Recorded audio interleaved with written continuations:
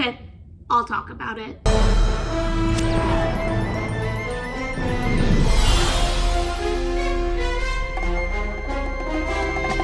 If you don't know, The Incredibles is my all-time favorite movie. I remember in 2004 being 5 years old and seeing it for the first time. Since then, I probably have seen it over 200 times. I can basically quote the whole movie for you. The Incredibles changed my life and made me fall in love with movies and storytelling. I couldn't wait for the sequel. 15 years too late. I'm not the biggest fan of The Incredibles 2. It's fine, it's just not what I was expecting. When I was 12 and waiting for The Incredibles 2, I actually wrote my own script. I'll never forgive Pixar for taking way too long to make The Incredibles 2 and making a Cars 2 and 3 before it. So since this is the anniversary of the second Incredibles, and there's rumors that they might reboot it, I think it's time to finally share my script. Now, I'm not gonna say everything that's in my script. That would take way too long, and maybe one day Brad Bird will give me a call and use it for The Incredibles 3. So here's my highlights. First couple of things before we get started.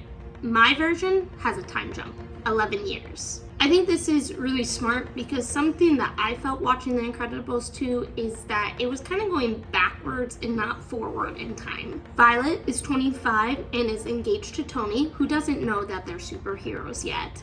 Dash is 21 and he's fresh out of college. And Jack, now as Jack, is 12 years old. Something I also want to say is my version really keeps the tone of the first Incredibles. I think this is where The Incredibles 2 kind of struggled a little bit. It felt too little kiddish for what it was. The first Incredibles is basically broken down. It's an old man who's going through a midlife crisis and is also a superhero. Okay, let's get into it. My opening scene starts off with the Incredible family fighting a villain. Sure, it can be the Underminer. It's Bob, Helen, Dash, and Violet all fighting him, except Jack is back at school. Yeah, it sucks to be the youngest, doesn't it? The Incredibles team is running smoothly, but Bob and Helen are older and thinking about retiring. In their non-superhero life, the family is inviting Tony into their home, kind of accepting him as he's going to be their new son-in-law, and it's a big transition for them, and also to keep their secret hidden from him. In the meantime, Jack is typical teenager. He's arguing in school, getting in trouble, fighting with his parents because he wants to be on the team, but of course Bob and Helen are saying no. That's when Jack meets Syndrome's dad.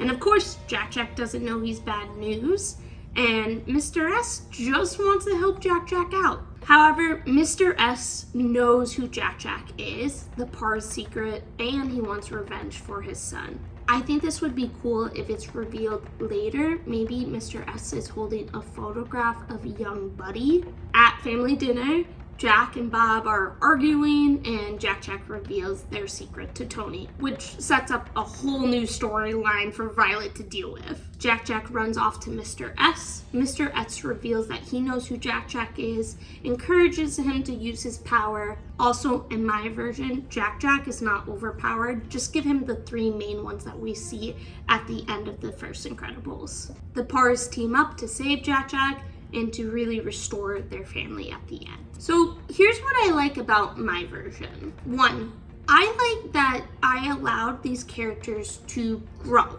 Violet is dealing with marriage to Tony. Bob and Helen are dealing with retirement. Jack is dealing with being a teenager and dealing with these superpowers when you can't use them. Two, the villain. Mr. S is just hurting because he misses his son. Again, it's not right how he does it, but he's the villain. Also, I hate mind control, so I left it out of my version. Clearly, Mr. S could manipulate Jack by saying, hey, guess what? You should use your powers no matter what your parents say. And three, yes, it can be colorful and fun, but deep down it keeps that tone. This way we can see Bob's perspective as he's struggling and also Jack's perspectives as he struggles as well.